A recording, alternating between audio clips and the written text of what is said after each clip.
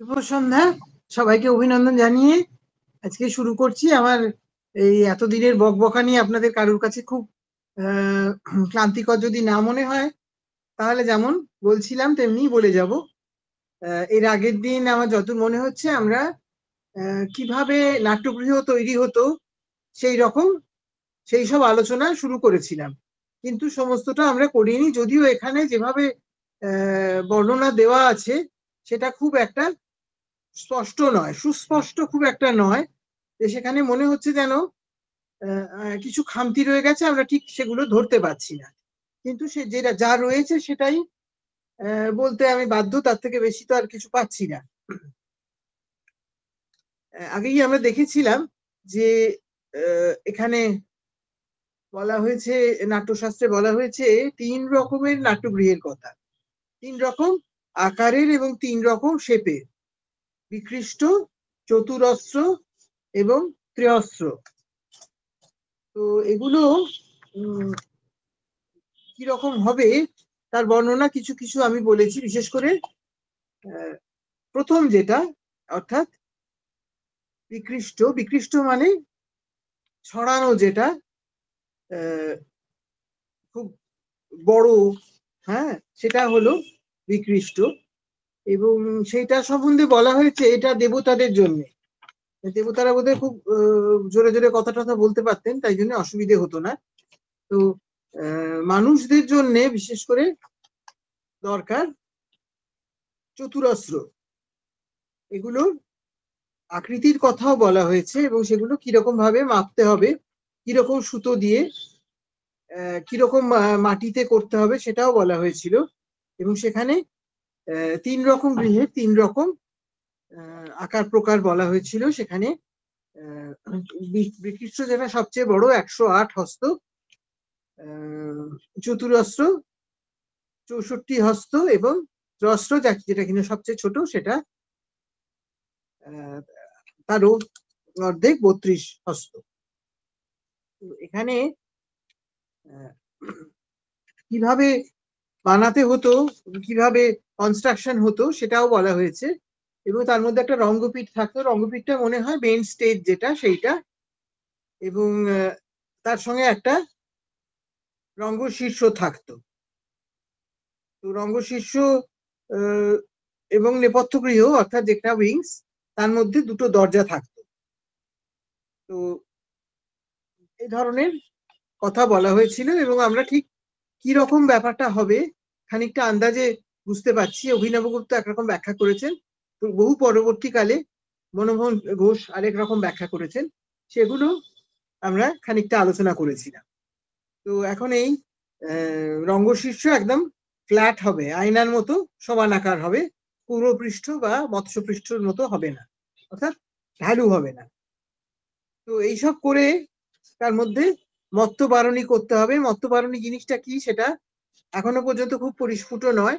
কেউ বলছেন যে মাতালরা যাতে সরাসরি স্টেজে না উঠে পড়তে পারে, সেই জন্য এই দুদিকে 2টো করিডোরের মতন জিনিস করা হতো। আবার কেউ কেউ বলছেন ওখানে স্টেজের সামনে মত্তহস্তি বেঁধে রাখা হতো। সেটা একেবারেই অসম্ভব ব্যাপার, অবাস্তব ব্যাপার, এটা হতে পারে না। আবার কেউ কেউ বলেন হাতির একটা মল্লযুদ্ধ দিয়ে নাটক শুরু হতো, সেই জন্য এইগুলো করা হতো।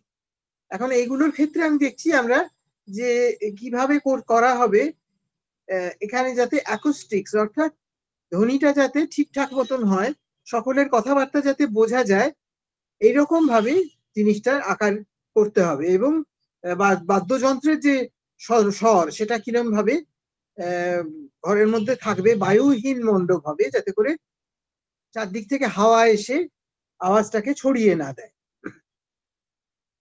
এছাড়া এখানে দেয়ালে নাগদন্ত অর্থাৎ ব্র্যাকেট থাকতো, সেখানে হয়তো মালা টালা, আলো টালো এইসব ঝোলানো হতো, ঝাড়বাতি টাতি ঝোলানো হতো। এবং কপোতপালিকা থাকতো অর্থাৎ ব্যালকনি।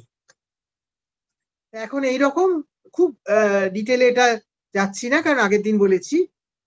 এরপরে চতুরস্র যে মণ্ডপ তার কথা বলছি। এখানে চতুরস্র নাট্য মণ্ডপ, অস্ত্র মানে ধার আর কি, সাইড।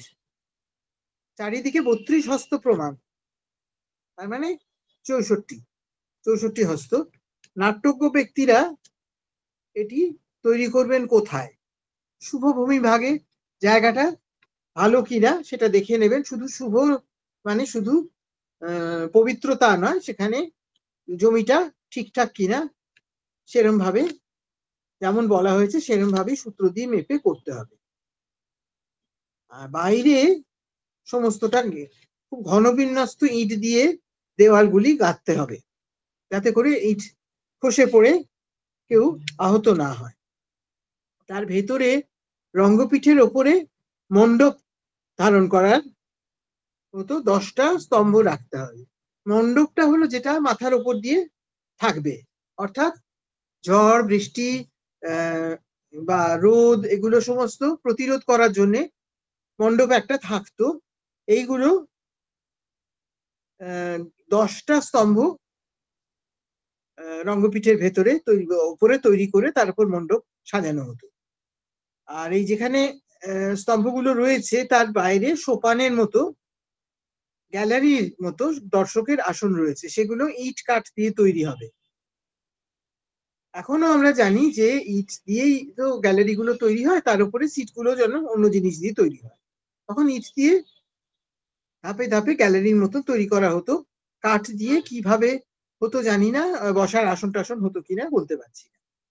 আসনের উচ্চতা মাটি থেকে যথাক্রমে 1 হাত উঁচু হয়, অর্থাৎ একদম নিচের যেটা গ্যালারি যে ধাপটা সেটা মাটি থেকে 1 হাত উঁচু, তার পেছন থেকে আরেকটা, তার পেছনে যেটা সেটা 1 হাত উঁচু, এরকম ভাবে যাতে করে একদম পেছনের সিট থেকে রঙ্গপীঠ দেখা যায়।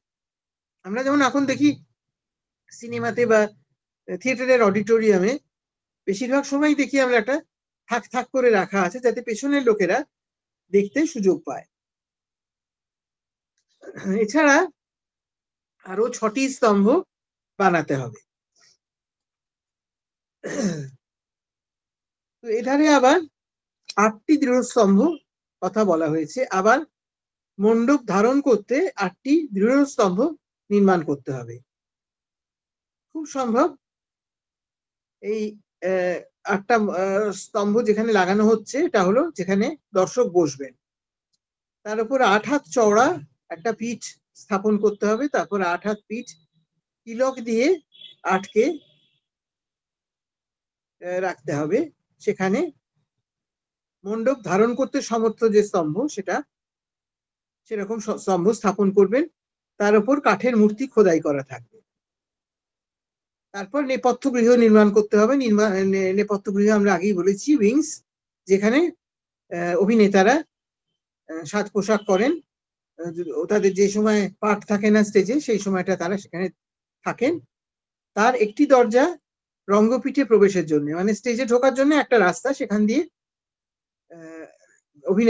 অভিনেতারা ঢুকবেন। অন্য দরজাটি রঙ্গ অর্থাৎ অডিটোরিয়ামের দিকে মুখ করে। তার মানে এই দুটো দরজা কিন্তু মুখোমুখি নয়।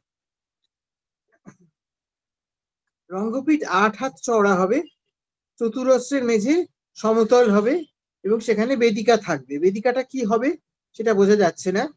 পূর্বে যে মাপের কথা বলা হয়েছে সেই অনুযায়ী মত্তবারণী করতে হবে। মত্তবারণী যেভাবে বলা হয়েছিল বিকৃষ্টের ক্ষেত্রে সেরকমই হবে। সেটা সেখানে বেদিকার পাশে 4টি স্তম্ভ থাকবে। রঙ্গশীর্ষ এর থেকে রঙ্গপীঠের থেকে উঁচু এবং সমতল হবে। বিকৃষ্টে বেদিকার চেয়ে উঁচু এবং চতুরস্রের সমান পরিমাণ, সমান দৈর্ঘ্যের করতে হবে। এই নিয়ম মতো চতুরস্র গৃহ করতে হবে। এরপরে হলো ত্রস্র গৃহ। এটা সম্বন্ধে খুব সংক্ষেপে বলছেন ভরত। ত্রস্র গৃহ অবশ্যই বোঝা যাচ্ছে 3টে সাইড যার, অর্থাৎ ত্রিকোণ। এর মাঝখানে একটা ত্রিকোণের মাঝখানে রঙ্গপীঠ থাকবে, সেটাও ত্রিকোণ হবে। সেই গৃহের কোণে একটি দ্বার হবে। রঙ্গপীঠের পিছনে অপর একটি দ্বার হবে। চতুরস্রের যেমন ভিত্তি স্তম্ভ সভা যেমন যেমন হবে সেইগুলি আবার ত্রস্রের ক্ষেত্রেও হবে। এইভাবে নাট্যগৃহ প্রস্তুত করতে হবে। এখানে কিন্তু অনেকগুলো খটকা থাকছে। আমরা যেহেতু সেই সময় একটা নাটক দেখিনি, কাজে আমাদের পক্ষে বোঝা একটু সমস্যা হচ্ছে যে ঠিক কিরকম স্টেজগুলো হতো, এবং ত্রস্র সম্বন্ধে এত কম কথা বলা হয়েছে যে ঠিক বোঝা যাচ্ছে না যে এই যে তিনকোনা নাট্যগৃহ, চতুরস্র নাট্যগৃহে যতগুলো স্তম্ভের কথা বলা হয়েছে, অতগুলো স্তম্ভ অবশ্যই ত্রস্র নাট্যগৃহে থাকতে পারে না, যেহেতু সেটা ত্রিকোণ এবং আকারেও ছোট। কিন্তু কেমন ভাবে থাকবে, কোথায় কোনটা থাকবে সে সম্বন্ধে বিস্তারিত আর কিছু পাওয়া যায় না।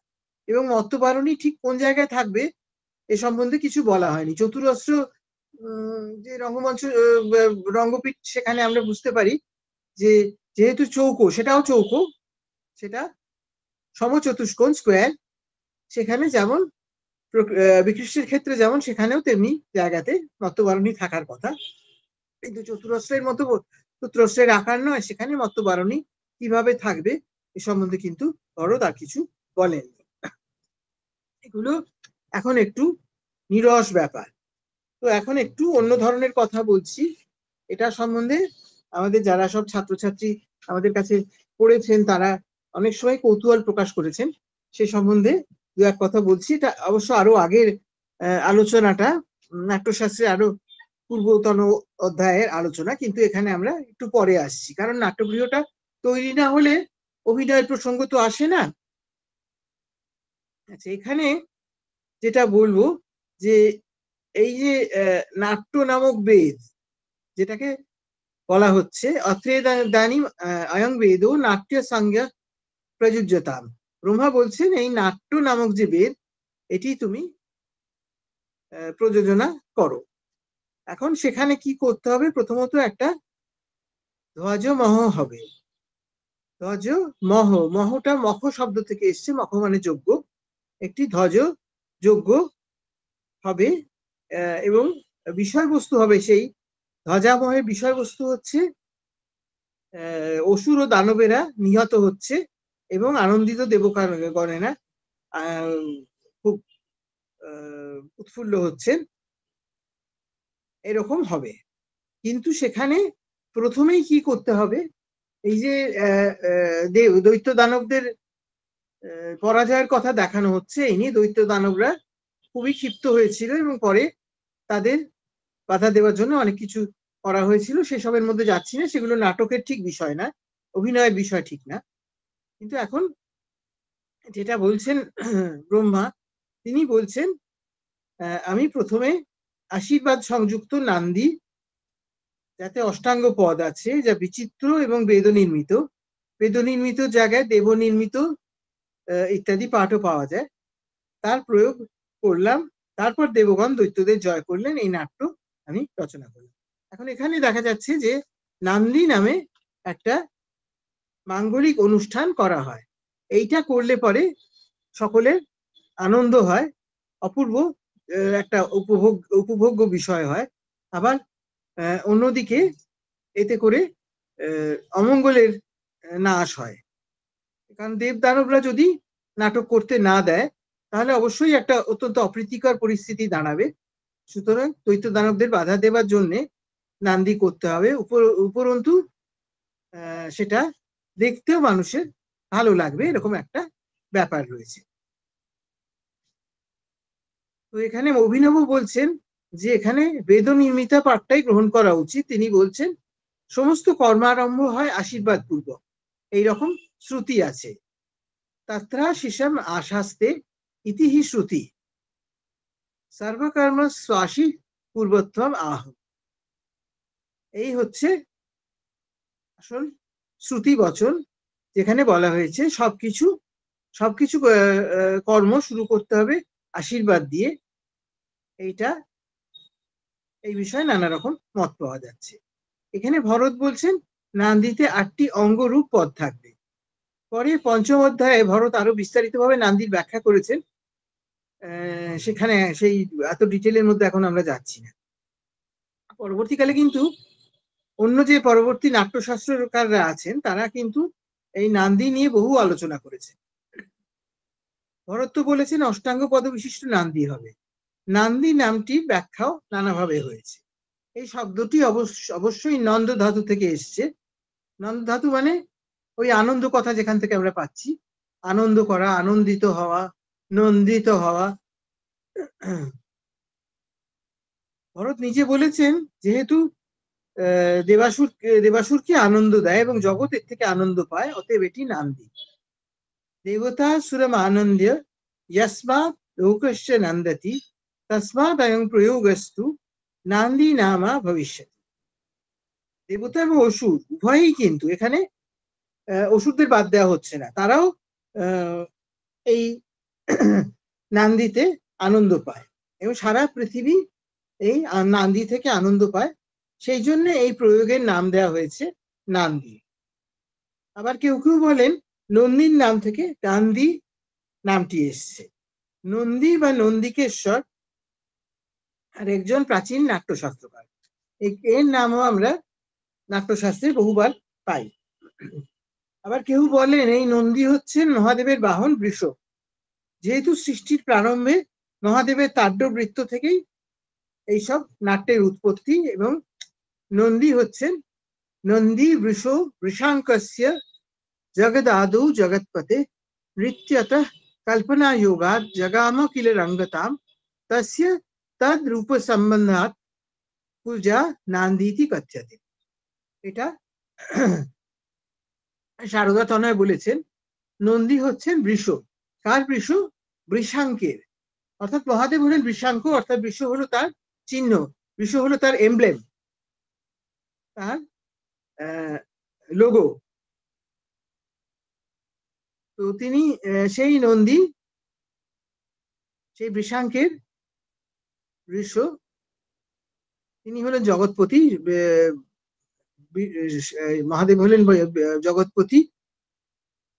তিনি যখন নৃত্য করেন তখন তার কল্পনা থেকেই এই রঙ্গ আবির্ভূত হয়।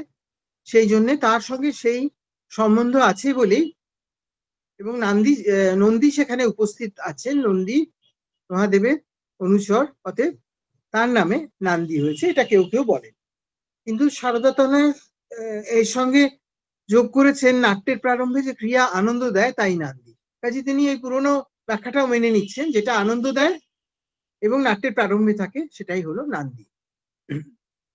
আবার বিশ্বনাথ বলেছেন শঙ্খ, চক্র, পদ্ম, চক্রবাক, কুমুদ ইত্যাদি মাঙ্গলিক বস্তুর বর্ণনা নান্দিতে থাকার কথা, এবং তা নান্দি হবে অষ্টপদা বা দ্বাদশপদা। কিরকম? এটা কারিকাটা বলছি, যারা ইন্টারেস্টেড তারা শুনে নিতে পারেন। মাঙ্গল্য শঙ্খ চন্দ্রাব্জ কোক কৈরব শংসিনী পदैर्युक्ता দ্বাদশভির অষ্টাভির বা পदैरुद। মঙ্গলিক যে সমস্ত শব্দ রয়েছে, শঙ্খ, চন্দ্র, অব্জ অর্থাৎ পদ্মফুল, কোক অর্থাৎ চক্রবাক, চক্রবাক পাখি খুব শুভ, এবং কৈরব, কুমুদ, এইসব গুলোর কোনো উল্লেখ থাকতে পারে, এবং সেটি দ্বাদশ পদযুক্ত বা অষ্টপদযুক্ত হবে। এটা নাকি কোহলের মত। কোহলের কথা আমরা আগেও পেয়েছি, কোহল নাট্যশাস্ত্রকার ছিলেন। অভিজ্ঞান শকুন্তলমের টিকাকার শ্রীনিবাস মন্তব্য করেছেন যে এটা কোহলের মত। ভরত এখানে অষ্টাঙ্গ পদের কথা বলেছেন, কিন্তু অন্যত্র 12 বা 8 পদের নির্দেশ দিয়েছেন। এই নিয়ে এখন আলোচনা করার দরকার নেই। পদের অষ্টাঙ্গ হলো নাম, আখ্যাত, নিপাত, উপমা, উপসর্গ, সমাস, তদ্ধিত, সন্ধি ও বিভক্তি। এগুলো হলো সব যাকে বলে পার্টস অফ স্পিচ, বাক্যের অঙ্গ বিশেষ, বাক্যের পদ সমষ্টি। কিন্তু আমরা এমনিতে দেখি এরকম ধরনের 8টি পদ বলে ব্যাখ্যা করা হচ্ছে। কেউ বলছেন যেটাকে পদ বলে সুপ্তিকান্তং পদম, অর্থাৎ একটা সম্পূর্ণ ওয়ার্ড, সম্পূর্ণ এক্সপ্রেশন, সেটাই হলো পদ। তাহলে একটা নান্দিতে থাকতে হবে 8টা সেই রকম পদ, অথবা অন্য ব্যাখ্যাও আছে। এর 3 রকম ব্যাখ্যা পাওয়া যায়। এগুলো ব্যাখ্যা করেছেন রাঘব ভট্ট অভিজ্ঞান শকুন্তলমের অর্থদ্যোতনিকা টিকায়। তিনি বলেছেন শ্লোকের এক একটি পাদই হলো পদ। শ্লোকের এক একটা পাদ, এক একটা চরণ এক একটা লাইন হলো এক একটা পদ। যেহেতু শ্লোকে প্রত্যেকটা শ্লোকে 4টি করে চরণ বা পদ থাকে, অতএব 2টি বা 3টি শ্লোক নান্দিতে থাকতে পারে। যদি 2টো শ্লোক থাকে তাহলে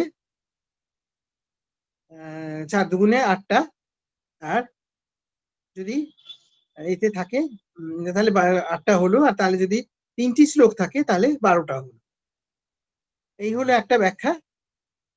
সুপ্তিগন্ত রূপ পদ 8টি বা 12টি থাকতে পারে, এটা হলো আরেকটা ব্যাখ্যা। আর অবান্তর বাক্য হবে এক একটি পদ। অবান্তর বাক্য মানে কি? আমরা অবান্তর কথাটার মানে বলি, মনে করি যে যেটার কোনো প্রয়োজন নেই, ইররেলেভেন্ট। এইসব অবান্তর কথাবার্তা বলেন কেন?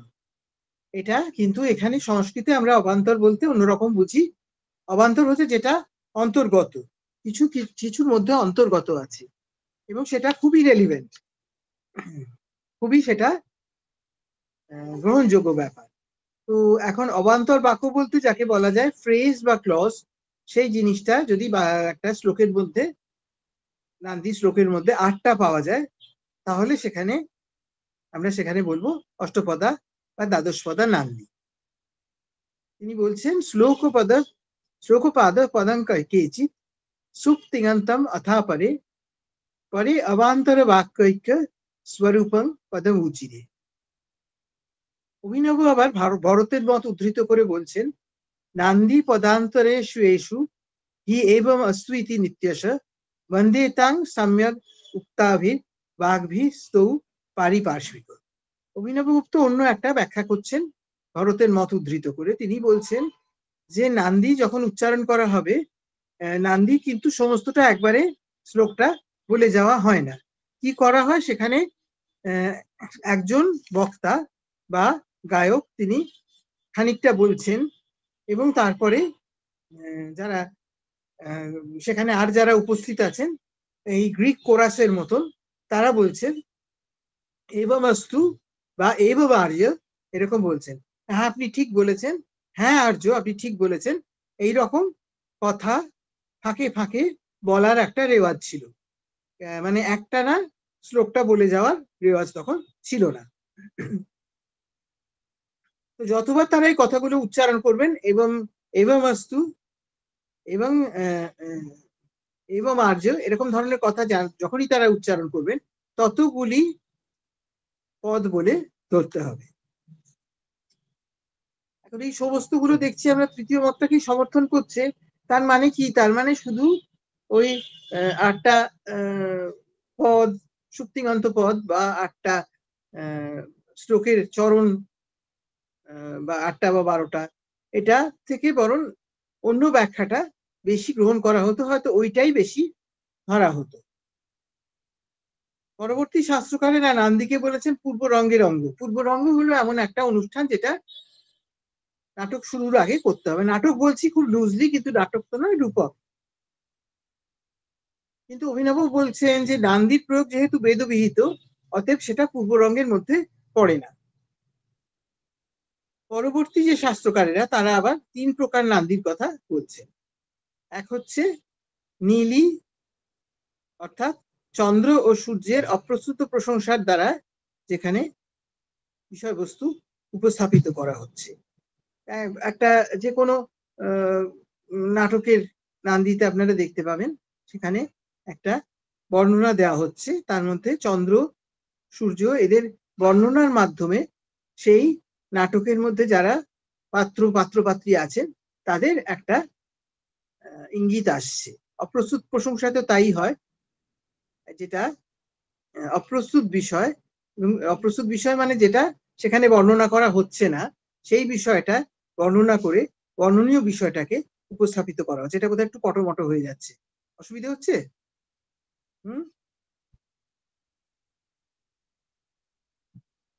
কেউ কিছু বলছে না, যাকে ঠিক আছে, এখন তো বলে যাই, তারপর দেখা যাবে। দ্বিতীয়টা হচ্ছে শুদ্ধা, সেখানে দেবতাদের উদ্দেশ্যে প্রণাম, শুভকামনা বা আশীর্বাদ থাকে। এটা খুব সোজাসুজি ব্যাপার, বেশিরভাগ জায়গাতেই এরকম থাকে। এবং তৃতীয়টা হচ্ছে পত্রাবলী, যেখানে শ্লেষ বা সমাশক্তির দ্বারা বর্ণনীয় বিষয়ে উপস্থাপনা করা হয়। রাঘব ভট্ট তার অর্থদত্তনিকা টিকায় পত্রাবলী নান্দির যে লক্ষণ দিয়েছেন তা তিনি নিজে নাট্যদর্পণ থেকে পেয়েছেন। রসার্ণব সুধাকরে সিংহভূপালও এই মতের অনুসরণ করেছে। তো পত্রাবলী নান্দির প্রসঙ্গটা আরো আসছে কি জন্যে, এটা যদিও ঠিক এই প্রসঙ্গে হয়তো আলোচনা না করলেও হতো, কিন্তু এটা না করে পারছি না, কারণ এটা বিশেষভাবে আমাদের সংস্কৃত সাহিত্য যারা আমরা চর্চা করি তাদের সকলের কাছে খুব আপন বিষয়। সেটা হচ্ছে যে অভিজ্ঞান শকুন্তলম নাটকের যে নান্দি, সেটাকে বলা হয়েছে পত্রাবলী নান্দি। তো যদিও এটা অবান্তর হবে কিনা জানি না, কিন্তু আমি সেই শ্লোকটা একটুখানি বলছি এবং সেখানে কিভাবে পত্রাবলী নান্দি হয়েছে সেটাও একটু বলে দেবো। আজকে এটা একটু বোরিং হয়ে যাচ্ছে বোধহয়, যাই হোক, পরের দিন আবার অন্যরকম দেখা যাবে।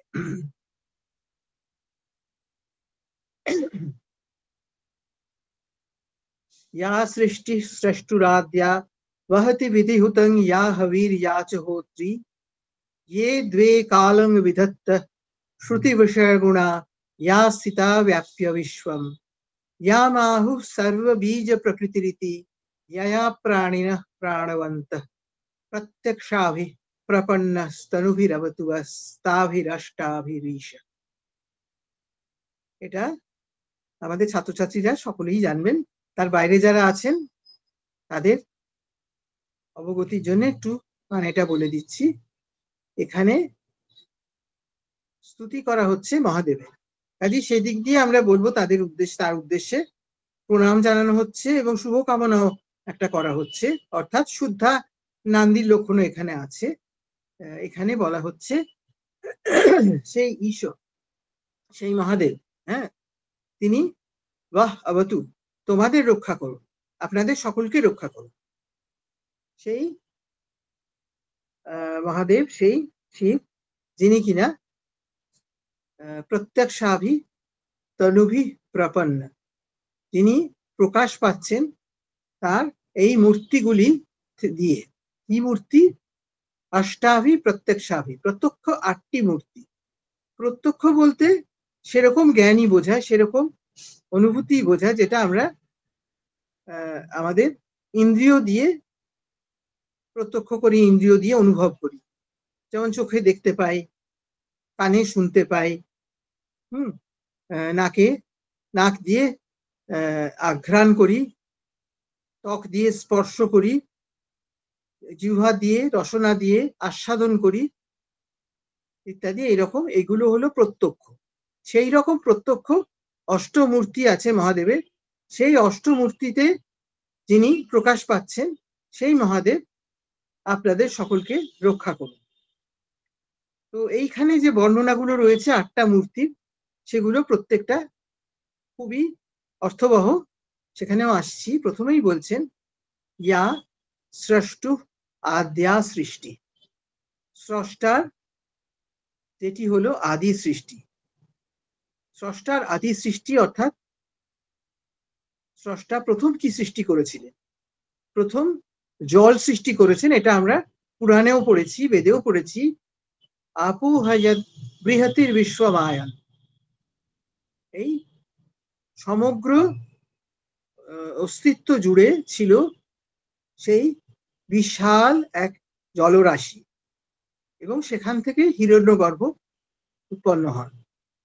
এই জল হলো তাহলে স্রষ্টার প্রথম সৃষ্টি। আর সায়েন্টিফিক্যালি যদি আমরা দেখি তাহলে আমরা কি দেখছি? প্রথমে জলের প্রাণীরা উৎপন্ন হয়েছিল, তার মানে জল ছিল বলেই তারা উৎপন্ন হয়েছিল। মাছ টাছ সব হয়েছিল। বিষ্ণুর মীন অবতারের কথা ভেবে দেখুন। তো সেই হলো জল মহাদেবের প্রথম প্রত্যক্ষ মূর্তি।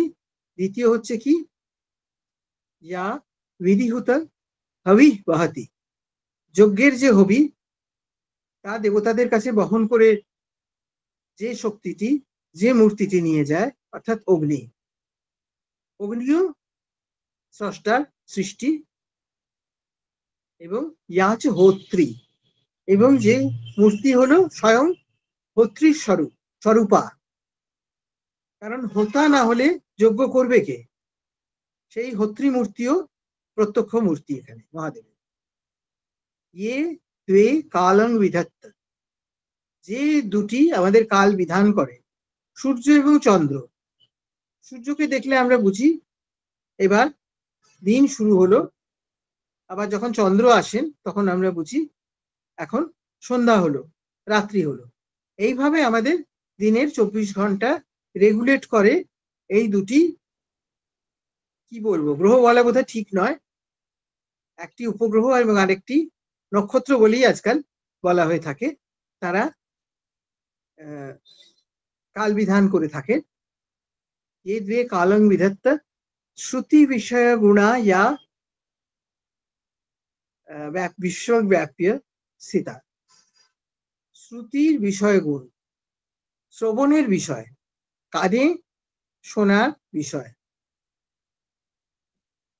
তো সেটাও তার মানে সেই শ্রুতি বিষয় গুণ, অর্থাৎ আমরা শ্রবণেন্দ্রিয় যেটা গ্রহণ করি সেটাও সারা পৃথিবীতে ছড়িয়ে আছে।